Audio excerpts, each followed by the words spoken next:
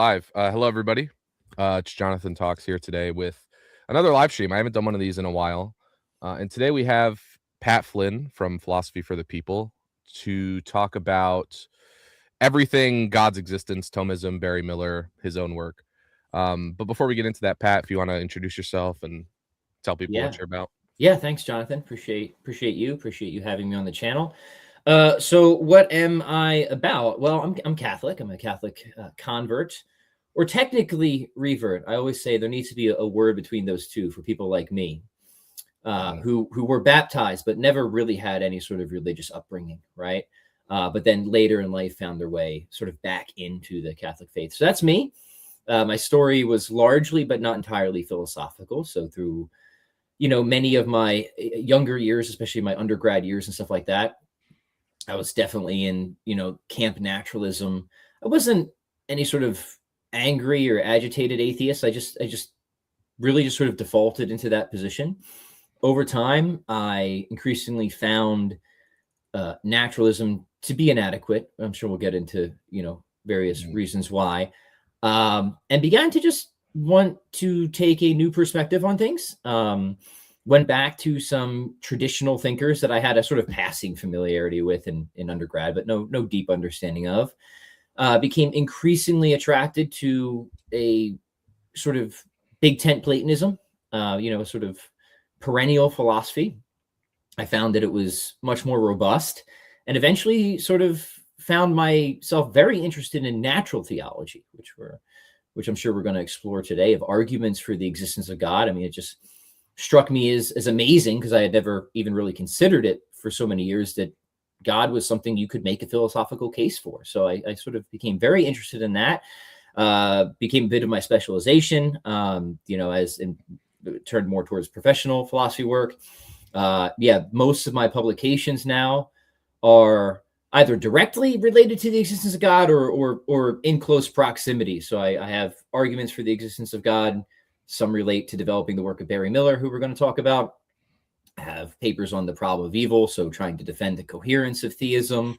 Or I have work in metaphysics that relates to stuff that relates to arguments for the existence of God, like the nature of causality, right? So I'm like, so it all sort of, for me, I'm most interested in the question of God's existence, because I've always been interested in the question of fundamentality.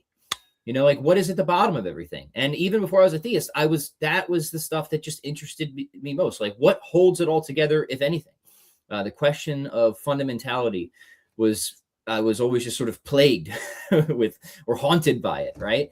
In a more personal capacity, I father, husband, 6 children, live in Wisconsin. So that's probably, don't need to get into too many details there. Don't know how exciting it would be for people, but yeah, that's it. Yeah. Awesome. You're talking about getting to the fundamental layer of reality, and that's kind of the interest. I see this also in even the atheists, like analytic philosophers, right? So like people like Russell, like when they're writing about logical atomism, it seems like they're trying to like break down the world into these fundamental pieces, or to this neat and tidy system. Because there's something inherently attractive about that kind of picture of the world, as opposed to like a picture where everything's just sort of random and there's not really a first cause, everything's just kind of unexplained. That's a good observation. I think that's right. I mean, and that's something that's attractive, and was attractive to me in a sense. It's attractive before you realize how repugnant it is, right? Of a sort of hardball reductionism, right? Sort of crude physicalism, right? Where you kind of just, you reduce everything as much as you can to some fundamental sets of laws or whatever have you, from which you can derive everything else. And I think that project is an absolute and obvious failure. Reality does not so reduce itself in such a neat and orderly way, but there's something attractive about that, right? To have such a tidy sort of account of things, until you realize it's not really an account of things, right? And for a couple of reasons. People like Russell himself, he might try to reduce things down to a certain point, but then he gets to a certain level where he sort of runs out of the resources to provide any sorts of answers. He famously just calls the universe itself a brute fact in his debate with Copleston, right? So it's sort of like, okay, if you give me a certain starting point, then I think I can have a system that kind of from which you can derive everything else, which I don't think works. But to me, is if you don't have something to say about that starting point, that's a big issue, right? We should have something to say about why the starting point is what it is and not something else, whether it had to exist no matter what, or whether it's contingent. To me, that's where they seem to cut off the hunt for explanations, a lot of these thinkers, when they seem to become most interesting to me. That's my fundamental issue with that sort of worldview. Yeah. Mm-hmm. So what would you say to somebody who, because I've heard this a lot in my discussions, they have an inherent skepticism about being able to do philosophy at that level, right? So they'll say, look, philosophy is good for ethics and maybe some philosophy of science, but can we really know the fundamental nature of reality through just sitting in our armchairs and theorizing, Yeah, I yeah, don't know if you encountered that. yeah. So like this, no, of course I have, right? I talk about it in my book, The Best Argument for God, right? So I mean, the one thing to do there is just to like show them your methodology and show them your arguments and be like, well, what's wrong with this, right? I have a methodology. Here are some arguments I present, cosmological arguments. The logic is valid. Tell me which premise you think is false. Because if you can't find a premise that you think is false or or identify why it's poorly motivated, then we're getting towards the conclusion that you say we shouldn't be able to get to. So part of me over the years has just tried to drive more towards the specifics, right? Because that's where all the action is, right? But at the same time I don't think we should be, I think there's a right balance to take, right? About being appropriately humble, but also not like wimps when it comes to philosophy. I mean, I can know something about all reality for sure. I can tell you, for example, that nowhere in all reality is there a circle that is both entirely blue and entirely green, right?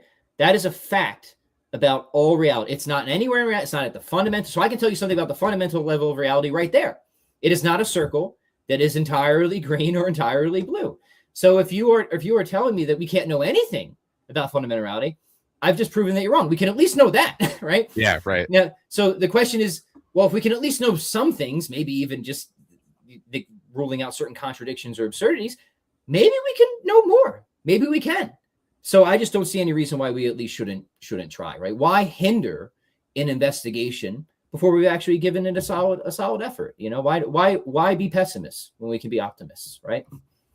Yeah. Plus, if they want to bring up ethics, ethics is darn hard too, man. Right? Yeah. Like, if you're going to tell me ethics is like fair and good with all the disagreement there, but like natural theology or metaphysics isn't, like, I'm sorry, that isn't gonna pull any weight, right? Yeah, I mean, it's when it comes to like, I think at some point they're going to need whoever's making that reply to what you just said, saying like, how can we know anything about fundamental reality? They're going to need to provide some kind of metric, like they're going to need to provide some kind of standard, that the standard they're using, because it seems like they're perfectly entitled to say law of non-contradiction is universally true, right? Mm-hmm. But then when it comes to, okay, let's argue for God's existence, then it's like, well, now we got to be skeptical. And so I feel like they have to give some kind of metric or standard to differentiate them. Otherwise, it's just sort of arbitrary. Yeah, and what is arbitrarily asserted can be arbitrarily denied, of course. And I would look at it in two different ways. One is a more positive way. They're saying, how can we know something about fundamental reality? I think that's a great question. That's a question I've tried to answer, right? And that just leads into the approaches I'm sure we're going to talk about and the methodology that different philosophers use. And there's different methodologies of how philosophers think we can know something about. So that's a fair question. I think it's a good one. If the other one is more of an assertion that we can't know something about it, well, in that assertion itself, you're claiming to know something about fundamental reality that you can't know anything about. Yeah, exactly. That itself is a knowledge claim about it, right? So that's a problem. Yeah. Yeah. So I guess jumping into the arguments for God's existence, we could kind of start wherever you want, but I do want to touch on Barry Miller as like a figure, because I read his the trilogy, the 3 books. Oh, you've read the full tree. Good for you, man. Yeah, I got it. Hard to get your hands on. Yeah. Interlibrary loan is a lifesaver. I had to use that too. Yeah, for at least the first book. Mm-hmm. Yeah, and he's such an interesting figure because I've I'd never heard of him until I watched your stuff. I'd never heard of him, but he's like a really hardcore analytic philosopher. He's citing like Frege and Dummett on every page, and like Russell over here.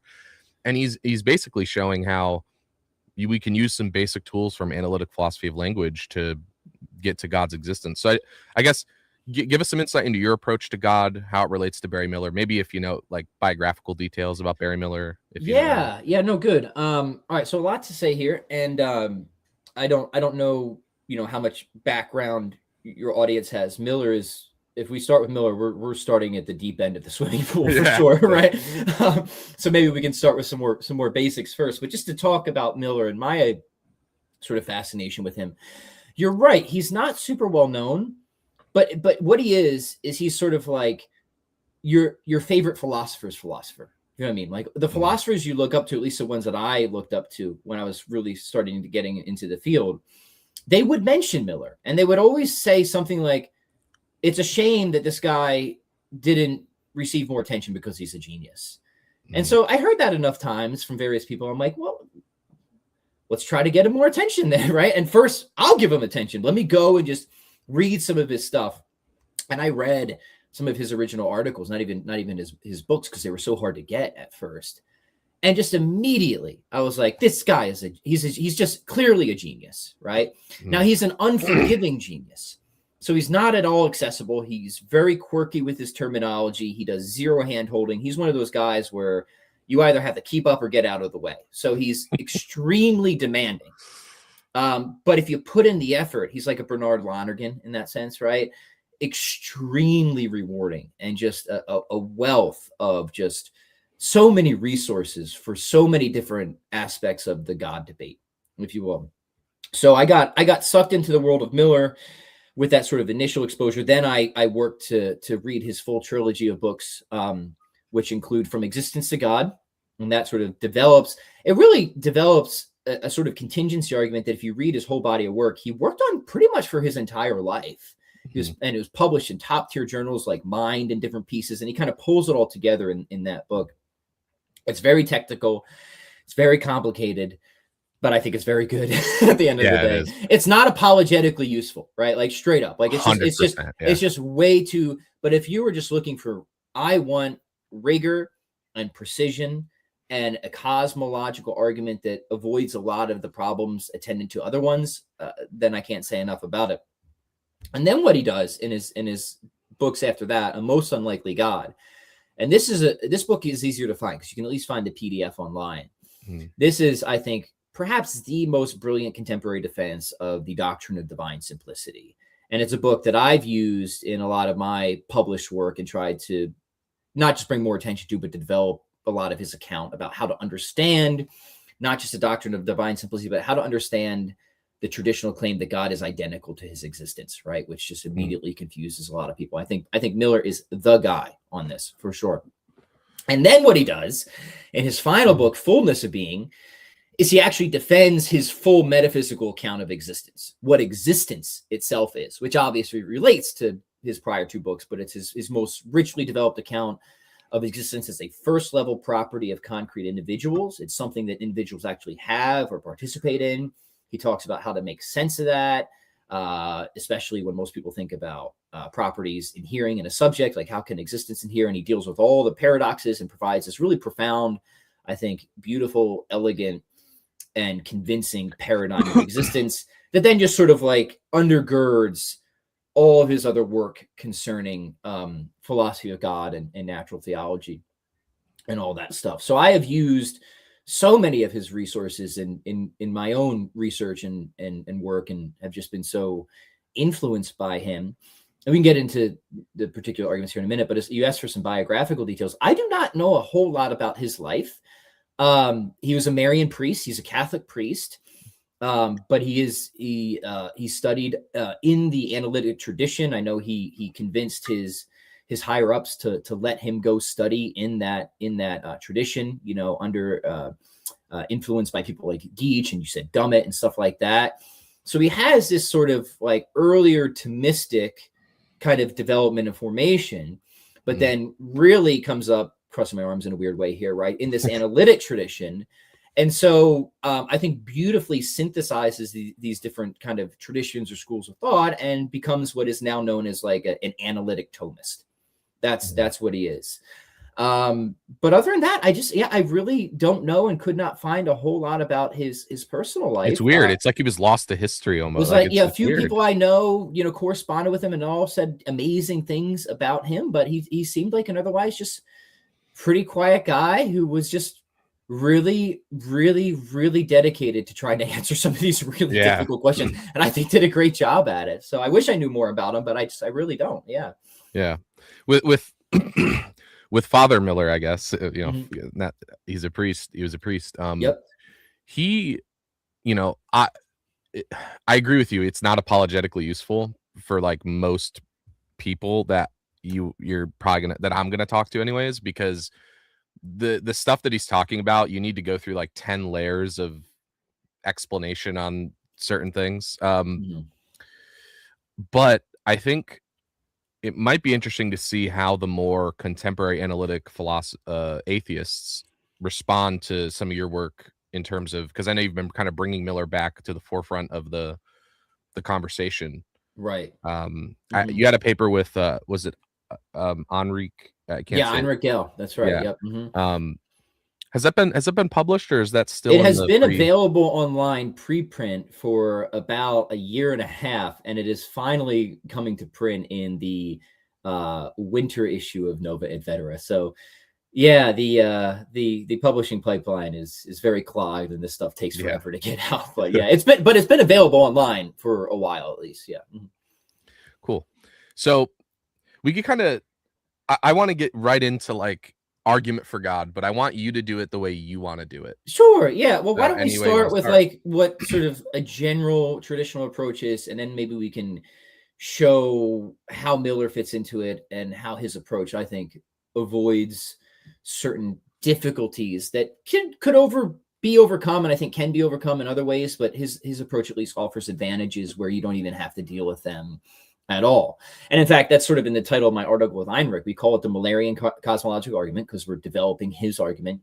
And in that, we actually do respond to objections from philosophers like Graham Oppy, who did respond to Miller's original work. So we're advancing so there has been responses to Father Miller. I don't think any of them were particularly good, and there wasn't a lot.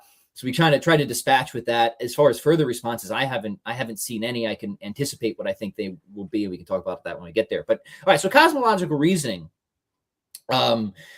is this sort of traditional approach to God, where what you're generally doing is something like this. You're taking some sort of broad feature of reality that most people would say, yeah, this is undeniable. Something like the fact that change occurs, or that some things are caused, or that some things are contingent, or that some things are composite entities, right? And then in various ways, you're arguing that the sort of necessary condition for that feature of reality is something that is categorically removed or distinct from it, right? That in some sense, all the changing things must ultimately trace back to an unchanging thing. That's Aristotle's unmoved mover approach, right? Or that all the caused things have to trace back to some sort of uncaused thing, or that all the contingent things have to trace back to some non-contingent or necessary thing, or that all the composite things, I think this is really the umbrella under which Aquinas and Miller fall. They're really making arguments from composition, trace back to some incomposite or absolutely simple thing. And of course, Plotinus is in that tradition as well. Now, I think if you have a certain sort of background metaphysical paradigm or picture, all these things are convergent, right? And we can talk about why as we move forward. But let me just give like a brief illustration of how some of these arguments are sometimes developed. So let's take the contingency one first, because this is sort of, I would say, the most common or popular in contemporary discussions. So there's ingredients, right? There's sort of like certain things you need to get a cosmological argument up and running. One is you need the sort of initial feature that you're trying to explain. You need to get people to like sort of at least agree on that feature. And this thing would be that there's at least a contingent thing. And a contingent thing is something that could have been otherwise or not at all. And to be precise here, by contingent, we mean something that's modally contingent in that sense. Could have been otherwise or not at all. There's a more traditional sense of contingent, which literally just means dependent. Now, if you have the notion of dependency at play, that's actually a much quicker shot, right, to an independent reality. So I want to make the job a little bit harder first. Contingent just means modally contingent. There's something that could have been otherwise or not at all. The vast majority of people are happy to grant this, right? Seems the most obvious thing in the world. I mean, just look at yourself. You're here, but you didn't have to be. There was a time when you weren't, right? So it just seems like contingency is something that is out there in the world. Then what's needed is some sort of causal or explanatory principle that's going to have enough range, if you will. It's going to sort of range over all the contingent things. And this is where you get something like the principle of sufficient reason. So this actually sort of links back to what you were talking about before, John, where people ask, well, how do you argue for God? Well, now we're answering that question. This is how we do it. This is part of the methodology. So the principle of sufficient reason will say something like this. There's many different formulations, but a modest one will say something that, every contingent thing has an outside cause or an extrinsic cause or something like that. I think that's too weak of a formulation, but for illustrative purposes, it's enough. I think the right formulation is that everything is intelligible, or that everything has an explanation. Is I think the stronger, better formulation, right?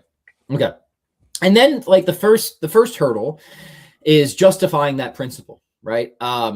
And there's lots of ways that this can be done, lots of ways it has been done, lots of brilliant philosophers, including Catholic ones like Alex Proust. He's got an amazing book on the principle of sufficient reason. And to just very quickly highlight a few of his points, he builds a cumulative case for it. But at one level, he thinks that if you deny any form of the principle of sufficient reason that is strong enough to get you to the existence of God, you wind up in empirical skepticism.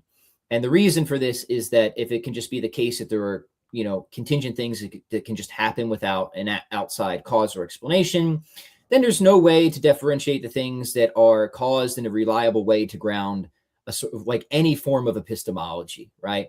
If it just happens that contingent things can just pop into existence willy-nilly with no explanation, then so could your thoughts, your memories, your perceptual beliefs, so on and so forth. And there'd be no way, even probabilistically, to determine which ones are sort of reliably wired or connected through reality such that they can form a basis for justified beliefs in the empirical world, and which ones are just happen to be there, even though they might happen to have the appearance of being reliably connected. You see what I'm saying? So it invites all sorts of these sort of very weird skeptical concerns. Certainly, I think about empirical knowledge. People go even further and say that it would undermine rationality itself. So there's strong retorsion arguments, I think.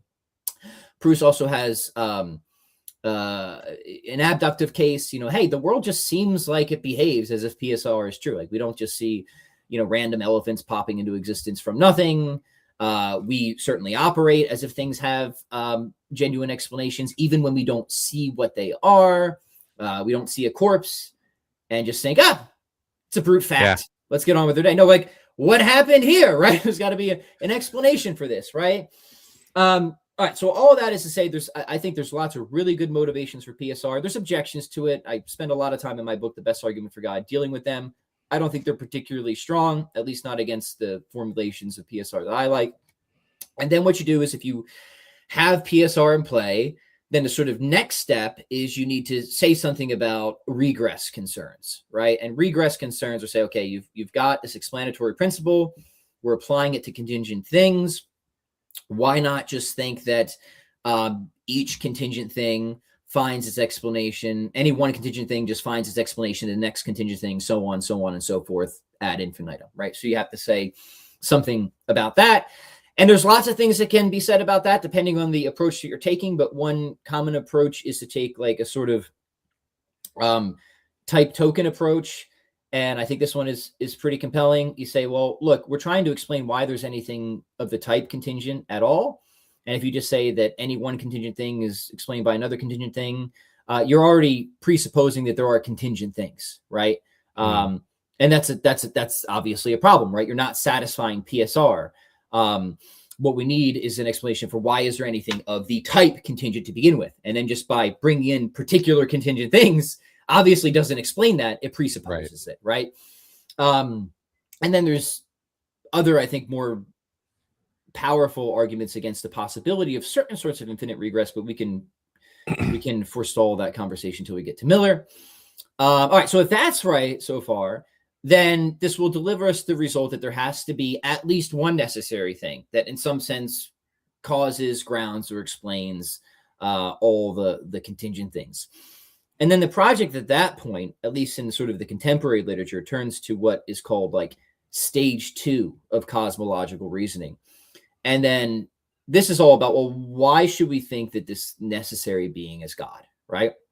And what people should be aware of is there's actually a number of atheists. I don't know how many, I don't have survey data on it, but a number of very prominent, very intelligent atheists who are very happy to go along with the argument so far developed, right?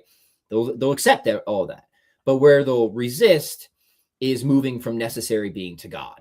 What they'll say is, well, okay, I accept that there has to be some sort of necessary reality to ultimately secure all the contingent stuff.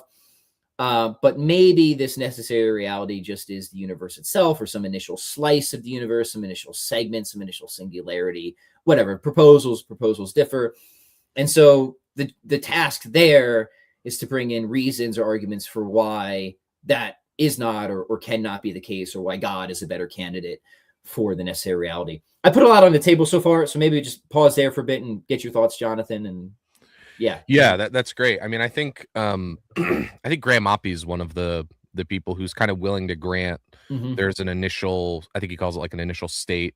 Yep. And so it seems like, because it seems like historically the historic move was just to reject the PSR and just say it might be an infinite regress or random or something. And it seems like the conversation really, at least the really, prominent conversations in philosophy of religion about this have moved towards this stage 2 type of approach, where it's like, look, we're going to grant like there's a necessary being. We might even agree there's a necessary being, but how do we get from there? How do we get from there to basically God? Right. Yeah. I think with one of the, and I want your thoughts on this, like one of the motivations for thinking of the necessary being as God is like how we understand necessity and contingency metaphysically. Like, what's the reason why, for example, I'm contingent and maybe some other thing isn't? And it's going to have to do with like my essence and my existence, right? The relationship between essence and existence. And I think once you get there, right, you're really starting to get to, like, at least in Aristotle, you're starting to get to like God, the like prime mover, actus purus. So yeah, I think you're spot on. And what you're identifying here is something I've tried to bring out a number of times, is that a lot of what goes on in kind of contemporary philosophy of religion, stuff like that, are these sort of metaphysically isolated arguments for God, right? Like they're not enmeshed in or emerging from a sort of rich metaphysical research program, right? They're like, there's contingent things. Let's say PSR is true. Apply PSR to contingent things, get a necessary thing. Now, what do we say? I don't know, right? Well, they say a lot of things, right? But at that point, it kind of becomes more difficult, right? I'm not saying it's impossible. I think that there are pretty convincing arguments from this, call it metaphysically isolated approach, of why you should at least probably think the necessary being is God. But this is very different than the traditional approach, which you're hinting at, right? Which first does philosophy of nature and metaphysics, right? It does develop a robust sort of research program just to help make sense of everyday occurrences. Like, how do we make sense of change? How do we make sense of composite objects, right?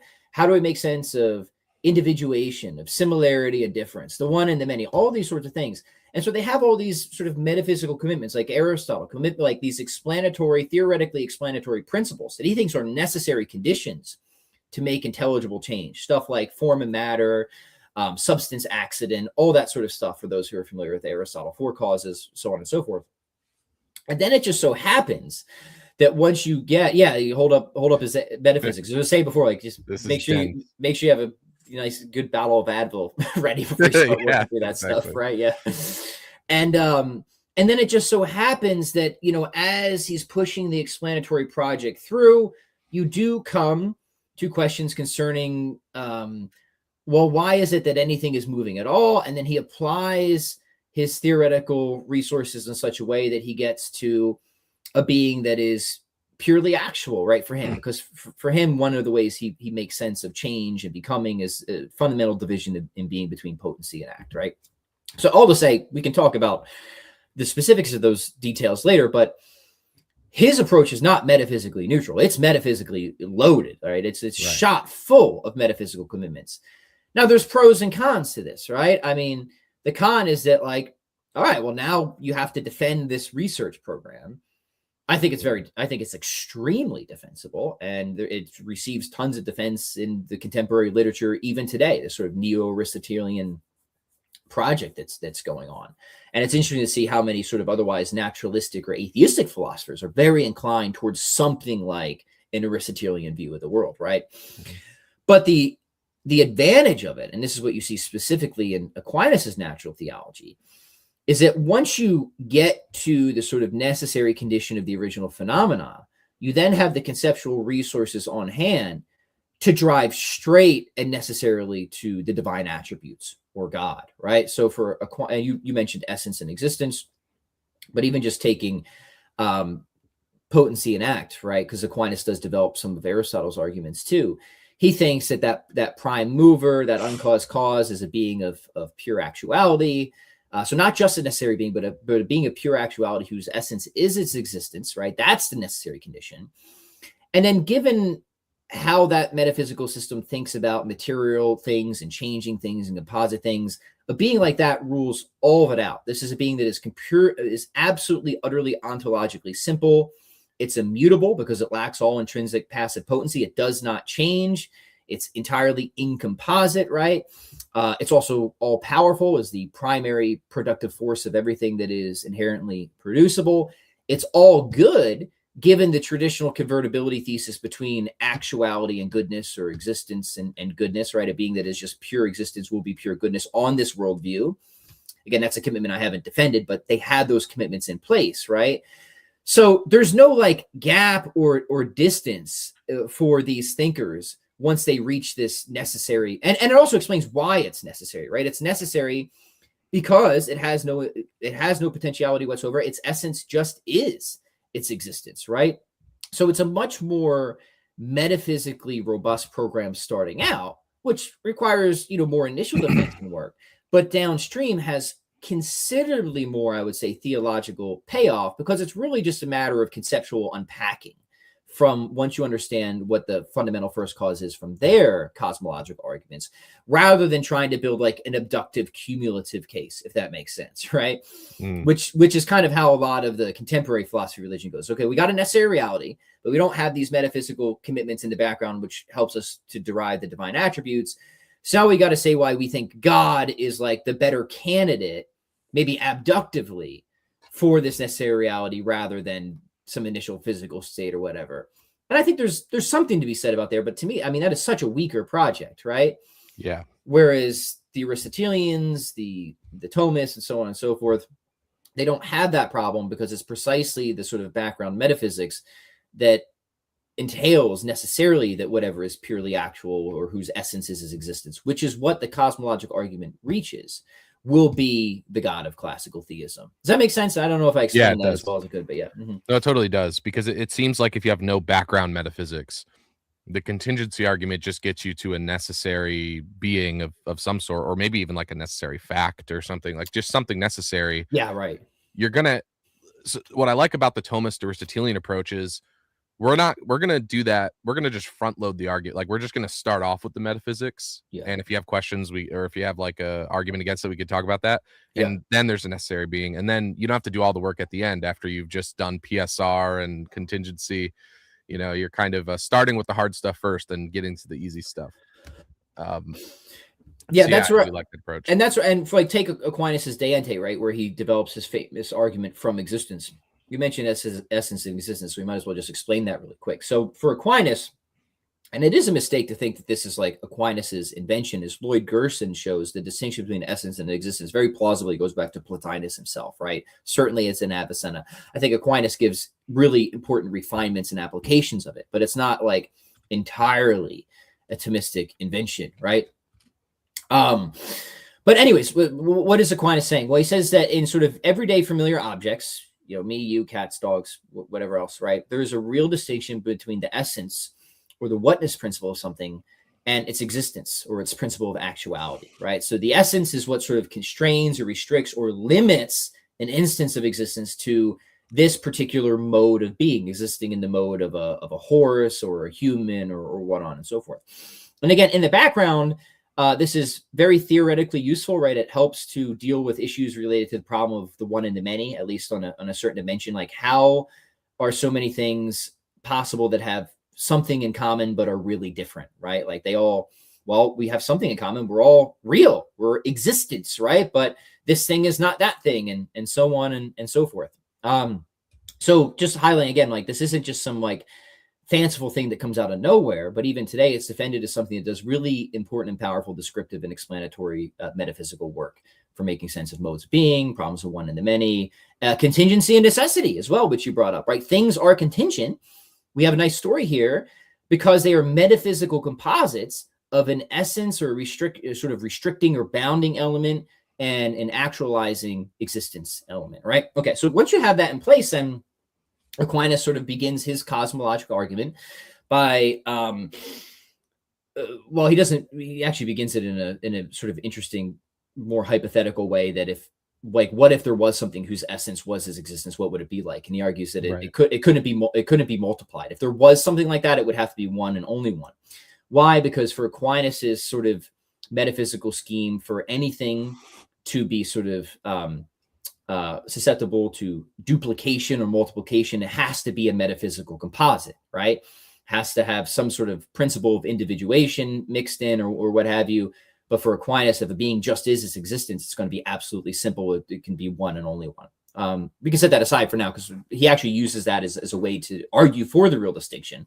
But once you assume that that's sort of already in place, then it becomes very reasonable, I think, to ask, okay, if the existence of this thing or that thing isn't guaranteed or explained by its essence, well, we need a story now, right? So I do think in the background for Aquinas, there's some modest version of PSR going on. I've had certain Thomists like really bark at me about this. They don't like that language, right?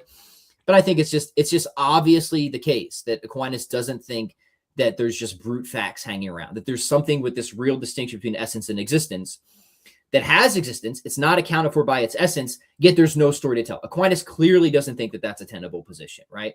So he has a specific causal principle where he says something like, hey, if something isn't accounted for by the principles intrinsic to what it is, namely its essence or nature, then it must be accounted for by something extrinsic, an extrinsic cause. Now, to me, that's just a way of stating PSR, right? Honestly. So if that's the case and you have the real distinction, well, then you're just now on this sort of causal regress or hunt again. And for Aquinas, he thinks that this sort of causal series exhibits certain features that has to be sort of necessarily terminating. For him, there's a sort of relation of deep dependence going on, where anything with this real distinction is deeply dependent, for as long as it exists, on an extrinsic source of actuality, right? And he thinks if you try to suppose that there's sort of an infinite chain of things that all sort of borrow or derive existence, but you never get back to that which just sort of has existence sort of inherently or in a built-in way in virtue of what it is, then you would never have the conditionals at all. They just wouldn't be there at all. And he thinks that this is ultimately grounds for concluding that there has to be that being that we started out as a hypothetical to help establish the real distinction. That being is actually an actual necessary condition for the beings that are really distinct from their existence, if that makes sense. Yeah. Mm-hmm. So we can think of essence sort of, one way I like to think about it is, and I think it might be an analogy Miller himself uses, it's like essence is sort of like a blueprint in a way, right? So it's like a blueprint for the existence of a thing. Mm-hmm. But obviously that blueprint in and of itself isn't going to necessitate that it actually exists. No more than a literal blueprint of a house is going to necessitate that, the house is there. Whereas existence is kind of that which, makes that actual, right? Brings forth the blueprint into reality. Right. I don't know if you want to say more about that way of thinking about it. That's a good starting way to understand it. For Miller specifically, right, he's going to say existence is that in virtue which a thing and all its properties, right, necessary or contingent, has actuality. And for Miller, whereas existence is the principle of sort of actuality, essence is the principle of sort of completion or individuality, right? It's a principle of, really for him, it's a principle of boundary. That's what it is. It's a bounding principle. And yeah, it's not wrong to think that like that bounding principle can be understood as a blueprint that specifies that something will express existence according to these specifications, right? So I think it's ultimately saying the same thing. But he likes the reason he likes the language of bound is he just doesn't want to say, and I think he's right here, that like essence is anything like ontologically thick apart from its existence, right? So he thinks it's a real individuating and bounding principle, but not that it has like a real sort of presence by itself apart from existence, if that makes sense, right? Mm-hmm. So he's just being, as Miller is, he's just being careful there with his use of analogies, right? Yeah. I think the what is it, the block of butter, the butter block, right? Yeah, where he says, block. Look, that's exactly right. The block of butter, there's clear bounds, right? Principles of individuation, but it's not like the boundary of the butter is anything over and above the butter, right? It's very clever. All analogies limp, of course, but I think that's a good approximation of how to think about it, right? Yeah. Mm-hmm. So, and I think one of the advantages of Miller, I don't want to say over and against St. Thomas's approach, obviously, but like one of the advantages over sort of the contemporary approach is not just that it gets you right to the, like, I guess what I'm saying is Miller gets you right to the point, and he does it without assuming that like something like a PSR, which is like where most of the debate was happening historically, right? Like Miller's argument kind of just gets you right to the point, right? Mm-hmm. And then once you understand his view of existence, right to the point. Mm-hmm. And that's one of the things I like about Miller compared to other analytic philosophy of religion arguments for God is like, you could basically just say, you know what? I don't even believe in the PSR. Let's just throw the PSR out. Like, let's throw it out. You could still get to God. From Miller's perspective, it seems like. Yeah, that's right. So he's, he's at various points, I guess, a bit dismissive of a lot of, I don't know, like how deeply critical he was, but he thinks so much of what was going on in contemporary philosophy, religion, and cosmological argumentation was certainly inadequate in various ways, right? And what he aims to do is offer a much more robust cosmological argument where he thinks you only need the principle of contradiction in hand, right? So what he's ultimately up to in a technical way, and this is the argument I develop in the paper with Heinrich that you mentioned, right? Is he thinks that once you have the relevant metaphysical composites in view, which he argues for, actually. And he offers a lot of very unique and additional clever arguments for the idea that existence is not only a first level property, but really distinct from its existence, particularly arguments relating to philosophy of language and stuff like that. So he's offering additional resources there. But once he actually gets into the argument itself, he shows that these composites are actually contradictory structures because there's sort of mutual dependence relation between their constituting elements, that the essence and existence element, they're not like complete things in and of themselves. He borrowing from Frege, he's like, we should understand these as incomplete entities that relate to each other in incomplete respects, and each completes the other in a certain respect, right? That the bounding element completes existence with respect to individuation, right? It makes it the existence of this thing, right? Rather than something else. Whereas the existence element offers a completion with respect to actuality or being something real and concrete in reality, right? And he says, well, when you think about this mutual dependence, so there's mutual dependence here, but it's they're not dependence in the same respect, right? Like one depends on the other with respect to individuation, the other depends on the other with respect to actualization, we'll say, right?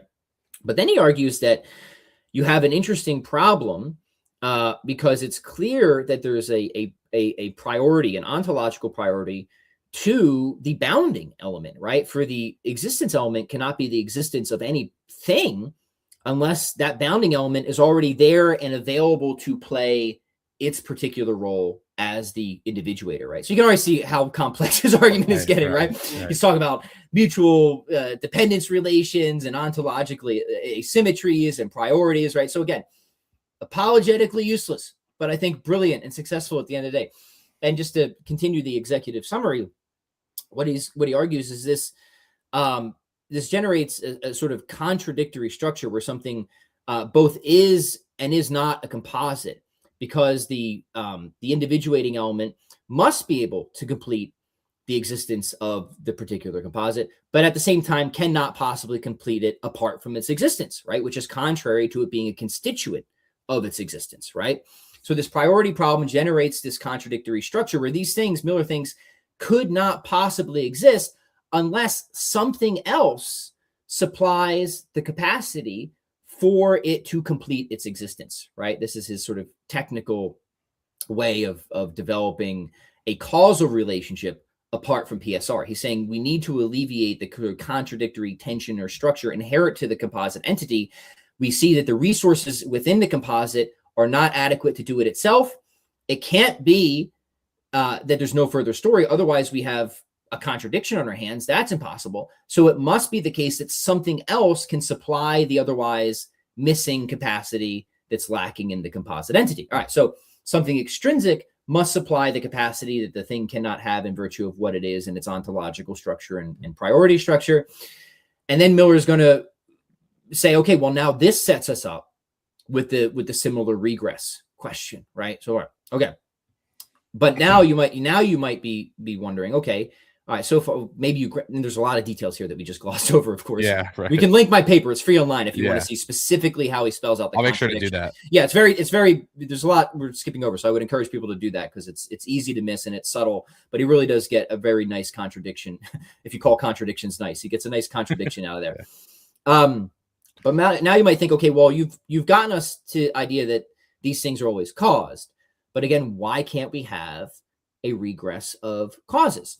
And Miller, again, is really rather clever here. And I have a paper in the Review of Metaphysics where, again, I'm kind of developing his line of thought it isn't the entire theme of the paper, but it comes in towards the back half of the paper, where the paper itself is looking at whether metaphysical grounding is understood in the contemporary literature. It's kind of like the same thing as essentially ordered causal series that the medievalists talked about, right? Mm. And my tentative thesis there is yes, it is, and I show all the sort of structural similarities, stuff like that. But the relevant point for our purposes is Miller thinks that if you have a certain causal relation of deep dependence, you're going to have only going to be able to describe this causal relation of deep dependence in a logical and grammatical structure that either has to terminate in a primary member or cannot form any sort of coherent declarative sentence at all. Now, why is that important? And again, I show what this structure is, but it's really a reduplicative expression, right? Where there's nested operators or it's a nested expression. It's hard to explain this without using the annoying technicalities, right? Where, something is caused insofar as, that's a reduplicative expression, the insofar as, right? And just as you say, like, John is the father of, is the father of, is the father of, is the father of, unless you come to like something like Bill, you're never actually saying anything, right? At all. Nothing coherent, at least, right? Miller thinks that something structurally similar is going on with this particular sort of causal series, this deep dependence. He's open to other not causal series that don't have this sort of deep dependent structure, right? Regressing infinitely like Aquinas was. But he says this particular causal series with this deep nested structure either has to terminate or you can't say anything at all with it. Now, why is that important? Well, Miller says this is important because if you can't say anything, you can't explain anything, which is the most obvious point in the world, right here. Yeah. If you can't say anything determinate and intelligible, if you can't settle the determinacy conditions, you cannot possibly explain anything. You can't have an explanation that isn't saying anything at all, right? Okay. Right. Why is that important? Well, he thinks that's important because while not all explanations are causal, it is definitely the case that the only reason we invoke causes is as a form of explanation. Right. So if you have a causal series that, if it does not terminate, cannot possibly result in any sort of coherent or intelligible determinate statement, then it cannot be explanatory. But all causal series are inherently explanatory, or they're not causal series. So he thinks you get another contradiction here. you're positing a causal series that is itself not a causal series, right? If you tried, so this is again, very technical way of showing why an infinite regress here, we can show that it has to terminate without using PSR by showing that, once again, what you're ultimately suggesting here is something that both is and is not a causal series. And that's not acceptable, says Miller. So between those two very complicated steps, right, Miller thinks that you can necessarily show that these types of entities are caused. Otherwise, you get contradictory results. And you can necessarily show that the sort of causal relationship between them has to be necessarily terminating, or you get contradictory results. And the only thing that it can properly terminate in is a sort of thing that doesn't just reinvite the same problem, which would be an entity that doesn't have this real distinction and whose essence just is its existence. And then he takes up the project of trying to make sense of that in his next book, The Fullness of Being. Man, that was tough for me because I actually haven't read my paper or Miller in like a good number of months. So I was like trying to re-download a lot of it in a long time. I hope I got enough. I think you did. I mean, this argument, like when you said earlier, Miller was a philosopher's philosopher, or sorry, your favorite philosopher's favorite philosopher. Similarly with this argument, it seems like the only way you can really like fully appreciate it is if you are like, if you know about contemporary philosophy of religion, and if you have some background knowledge on like analytic philosophy generally. It seems like the average person would not be able to appreciate the argument. And I would never, like, if I'm sitting down with the average person, the local pub, and I'm like, why do you believe in God? Like, this is the last thing I would think that, right? Here's Barry Miller. But for me, when I think about, all the different approaches to God on offer, and I'm sure there's some I haven't seen, right? It's immense, the tradition. Yeah. But I've spent more than a decade deep in study of this, right? I've seen a lot. There's just something about Miller's approach that I just find so not just forceful, but also just particularly elegant from start to finish, right? Of how he's using the commitments that do so much important work for just making sense of everyday experience through cosmological reasoning, grounding all that stuff, if you will, in a notion of God that is just so theologically rich and robust and beautiful, and I think coherent at the end of the day. For my money, I don't think there was a better contemporary mind on the issue, and that's saying that with full acknowledgement. There's a lot of brilliant minds out there on these issues, right? Yeah. So we are kind of getting towards the hour mark. Maybe like one or two more. I mean, I wanted to run through at least a potential objection to the argument. So this relies on constituent ontology. Yes, it does. Right? Yeah. So what if someone wants to say, well, we don't have any good reason to support constituent ontology. Maybe we have to go with a relational ontology. Right. Do you have any considerations? I know. I do. Yeah. I do. And I think that's right. I think, because I said, aside from addressing the objections that did come up into literature, I think the best and smartest move for the skeptic here, and I always hesitate to say it, like, I don't think you should just be a skeptic for being the sake of a skeptic, but like, if you want to really go after this thing, then you don't want to let too much in, right? Like, because I think once you have the ontology, the particular constituent ontology they're talking about, right, where there are constituents that go into explaining why things have the character they do. That's what we're talking about with constituent ontology. Things like form and matter, substance, accident, essence, existence, right? These are the constituents, right? Because I think once you let that in, it's really, really tight. So I think the best move is to just try and just go after it kind of at the root. And I would say the same largely for even like Aristotle's arguments stuff. Like, I think like what you need to do is like, don't try and stop the argument like at the regress stage, buddy. Like, go after the act potency distinction. You know what I mean? Like, okay. So I both have a lot to say on this and not a lot to say, because in one sense, I have a lot to say in favor of constituent ontology.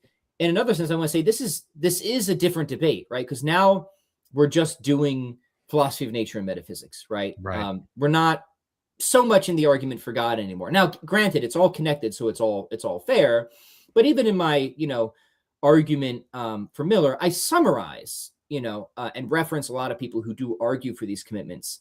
But my argument takes it up with these commitments already at hand, right? I'm not because that's way too much to do for a single paper. Yeah, right? I mean, you're not going to defend like this. Ridiculous. but at the same time, like, I mean, let's just go back to why constituent ontology was motivated in the first place. And I think that the motivations are just really, really good. I mean, so go back to just basic Aristotle you're reading now. Like, why is he a constituent ontologist? Because he thinks that, again, it is that an ontology like this is necessary to make sense of everyday familiar experiences, particularly change, not just change, but change is a big one, right? And so for Aristotle, I think this is just axiomatic that nothing can change unless it stays the same. So for me to change or you to change, there has to be something about us where there's some entity, broadly considered, that remains the same or endures while another entity kind of like gets swapped in or out, right? And once you understand that, I think you begin to understand, like, really strongly just the very basic foundations of constituent ontology, and call those entities whatever you want. Call them matter, form, substance, accident. There's good names for them, but there's some sort of principle of endurance and stability, and there's a principle of mutability, if you want, with that, right?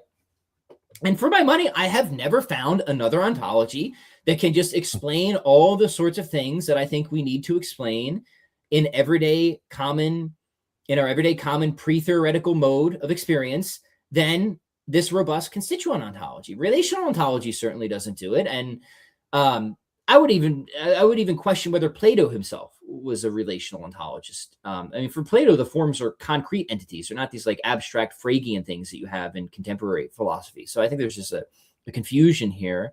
But yeah, for the relational ontologist, this is the other realist ontology, right? A metaphysically realist.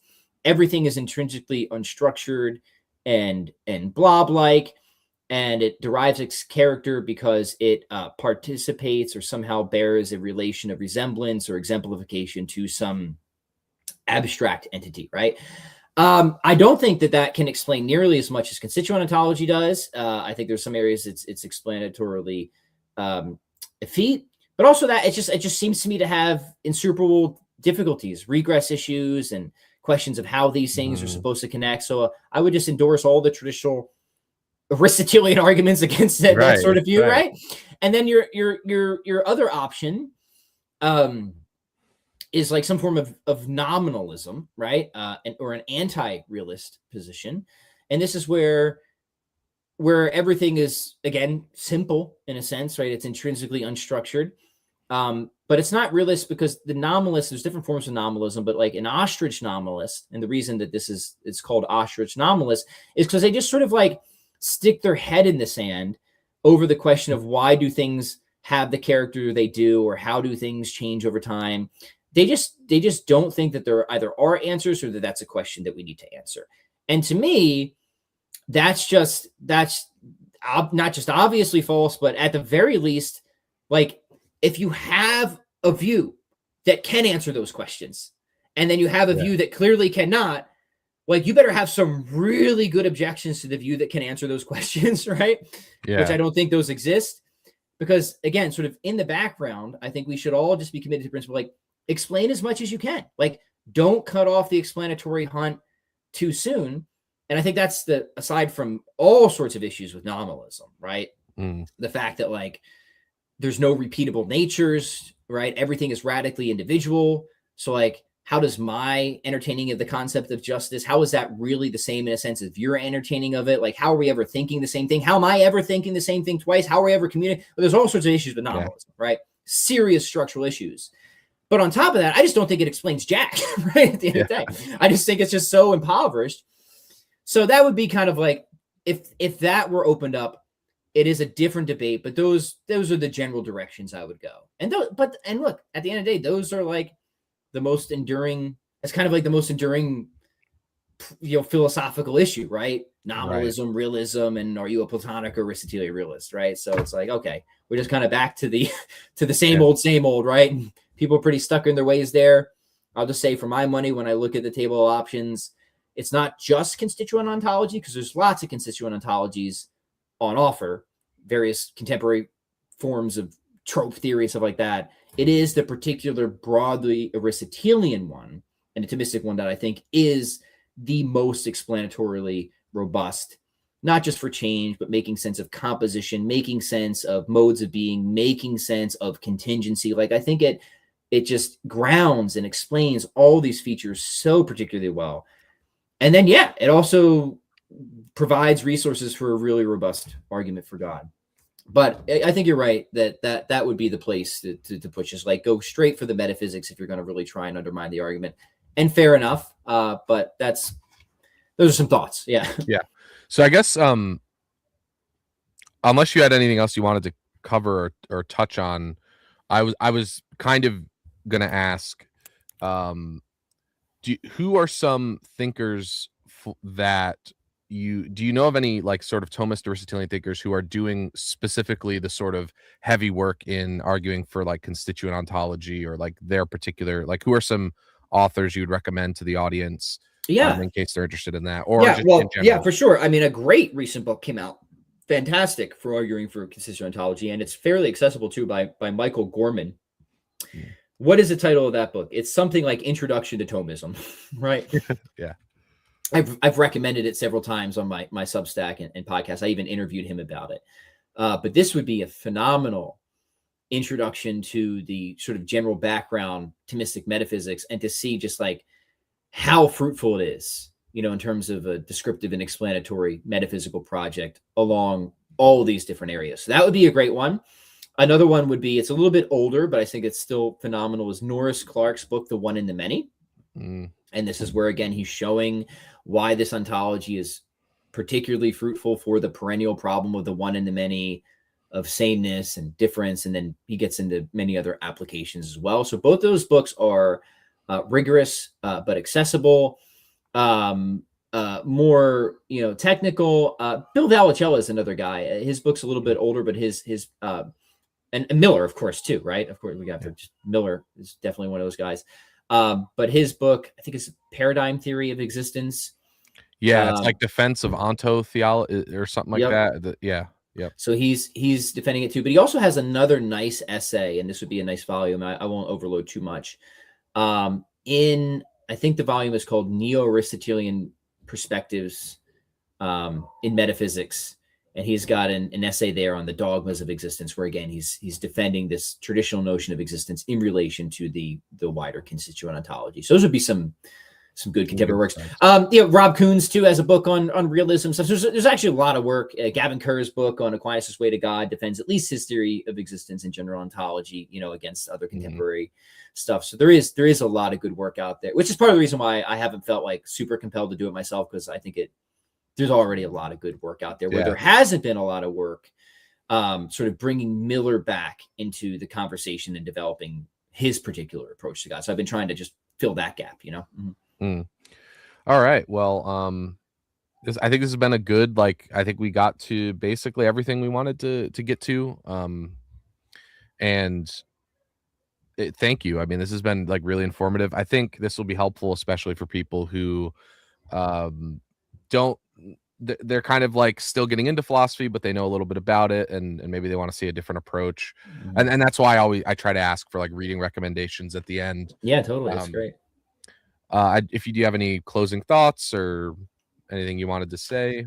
No, man, I appreciate it. You've you made me rethink back on I guess you know how this stuff typically goes, right? You write a paper 3 years ago and it's accepted and it's in the pipeline. I'm like, you just don't think about that. You move on to other. Right. So I've actually doing a lot of work in like meta ethics and stuff right now. So I just had to like re-download, you know, the Miller stuff as we went along, which is hard to do because he's a really sharp and deep and penetrating guy. So I appreciate that. Grab Miller's work if you want to be challenged, but if you want to, I think he's like some serious philosophical weight training for sure. Like he'll get you stronger. If you want an more accessible introduction that I think is still decently rigorous, I've got my book, The Best Argument for God, which deploys a few of Miller's considerations, but is kind of just, more developing Thomas's approach in relation to contemporary philosophy of religion. So I think perhaps a bit more accessible for people as well on that front. That'd be about it. Cool. And just want to shout out your YouTube, your set, like your stuff really quick. Yeah, thanks for allowing me to make all the plugs. Philosophy for the People is my YouTube channel, and yeah, do lots of chats and interviews there, trying to get a few more going. I've been buried with other work, but trying to get that going. And then my Substack, which I am still quite regular with, is the humbly named Journal of Absolute Truth. Yeah. Awesome. And I'll put those in I think I already might have put them in the description, but if not, I'll do it right after the stream ends. And so, yeah, thanks for watching, everybody. Thanks, Pat, for coming on, and I'll see you next time. Thank you. See you next time. Thank you.